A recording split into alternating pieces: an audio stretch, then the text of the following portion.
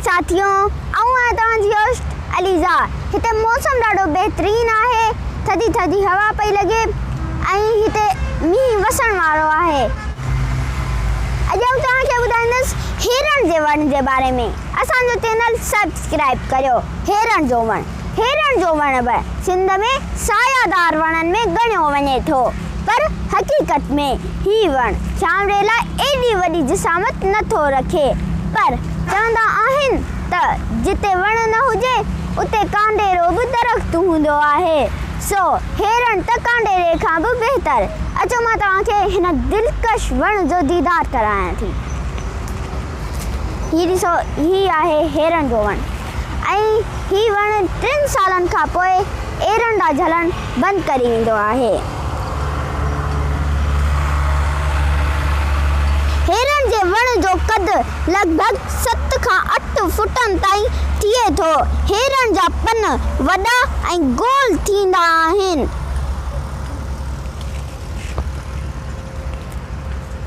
ही ॾिसो, ही वॾा बि आहिनि काफ़ी ऐं गोल बि आहिनि।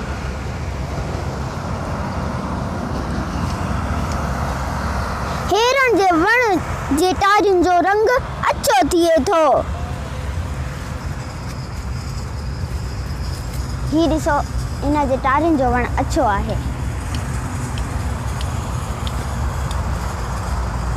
टारियूं ऐं तुड़ घणो करे लसो थिए थो।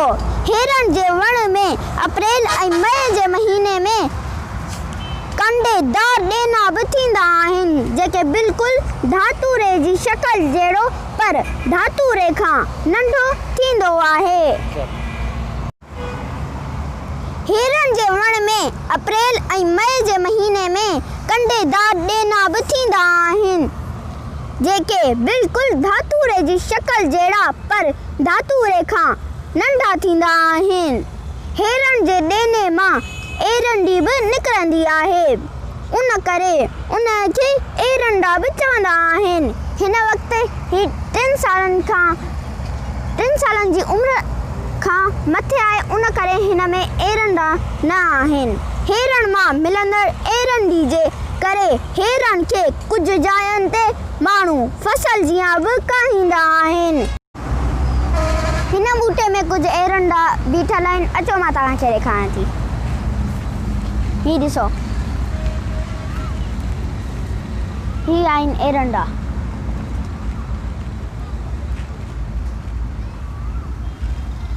ही ॾिसो, मां कुझु पटिया बि आहिनि। ॾिसो, ही बिल्कुलु धातूरे जहिड़ा आहिनि।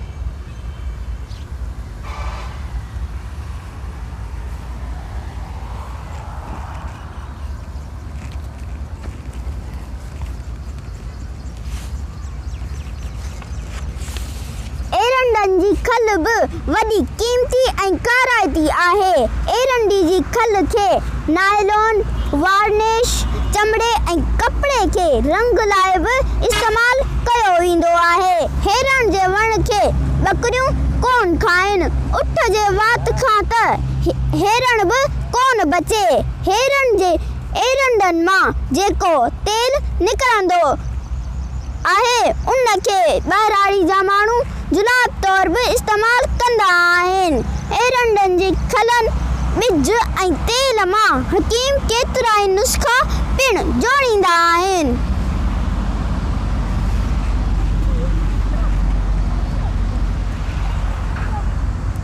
असांजी वीडियो पसंदि आई हुजे त असांजी वीडियो खे लाइक ऐं चैनल खे सब्सक्राइब करणु न विसारींदा।